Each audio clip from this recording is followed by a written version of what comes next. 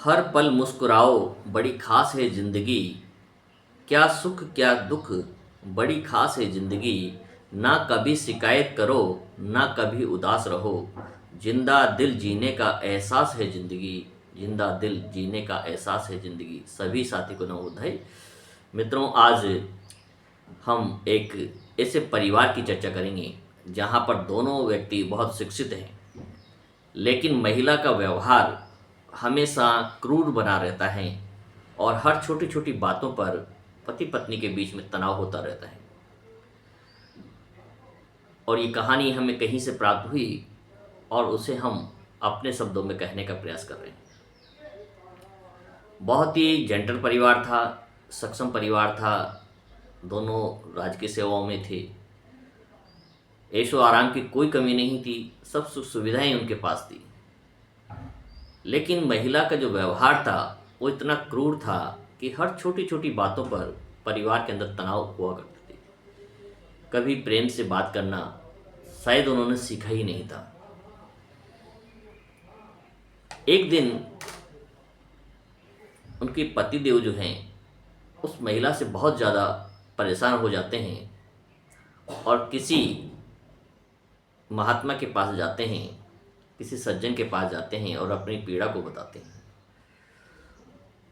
और उस पीड़ा का समाधान वहाँ मिलता है और वो जो महापुरुष हैं उन्हें एक बहुत बड़ी थैली जिसमें लोहे की कीलें होती हैं वो उन्हें दी जाती हैं। और वो पतिदेव अपनी पत्नी को लाकर कीलों की थैली थमा देते हैं और उससे कहते हैं कि जब भी तुम्हें क्रोध आए, अपने इस बेडरूम की सामने की जो दीवार है उस पर एक कील को ठोक दिया करें और फिर मुझसे बात करें। और ये उसका प्रतिदिन का काम था कि उसे हर छोटी छोटी बातों पर लड़ना झगड़ना एक सामान्य सी बात थी। तो प्रतिदिन वो एक कील ठोकती और उसी प्रकार का व्यवहार वो करती। धीरे धीरे एक समय गुजर गया और वो सारी कीलें उसकी खत्म हो गई। महिला ने फिर प्रश्न किया कि अब वो सारी कीलें समाप्त हो गई हैं और आप इस फ्रंट दीवार पर बेडरूम के उसको देख सकते हैं। अब लेकिन मेरा क्रोध फिर भी खत्म नहीं हुआ है, तो अब मुझे क्या करना चाहिए।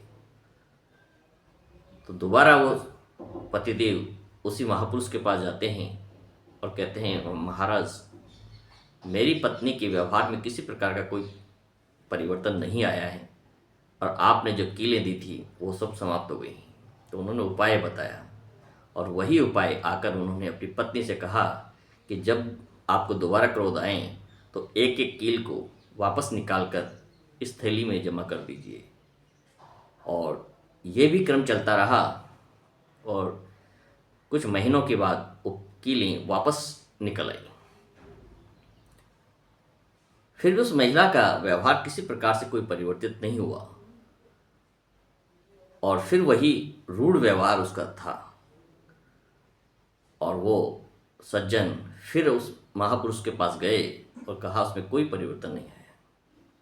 उन्होंने कहा, आप अपनी पत्नी से कहो कि तुम्हें ये दीवार देख करके क्या एहसास होता है। क्या इस दीवार को आप पहले की तरह सुंदर बना सकती हैं। तो महिला संकुचित मन से जवाब देती हैं कि नहीं, ये मेरे लिए संभव नहीं है। जो उस दीवार पे गड्ढे हो गए हैं उनको मैं दोबारा नहीं भर सकती।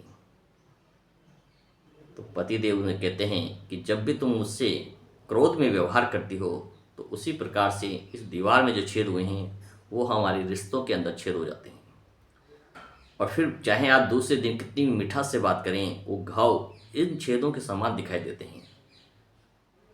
तो हम कोई भी वाणी अपने मुंह से निकालने से पहले इस बात को विचार करें कि हमारे विचारों के द्वारा, हमारी वाणी के द्वारा समाज के लोगों को किसी प्रकार का दुख या घाव तो नहीं हो रहा है, किसी प्रकार से उन्हें ठेस तो नहीं पहुंच रही है। यदि आपकी वाणी के द्वारा कोई ठेस पहुंचती है तो उसे आप रोकें। और इन छेदों को याद रखें कि किसी के व्यवहार पर यदि बार कटाक्ष हो जाता है, द्वेषता आ जाती हैं, तो उसे वापस आप नहीं मिटा सकते हैं। जिस प्रकार से एक धागे के टूटने के बाद उसको गिठान लगाए बगैर उसे पुनः उसी स्थिति में नहीं लाया जा सकता है, उसी प्रकार एक पति पत्नी का, एक समाज के साथ एक मनुष्य का संबंध होता है, उसे वापस रिपेयर नहीं किया जा सकता, उस अवस्था में नहीं लाया जा सकता है। तो मित्रों, ये हमारी वाणी सबसे महत्वपूर्ण है।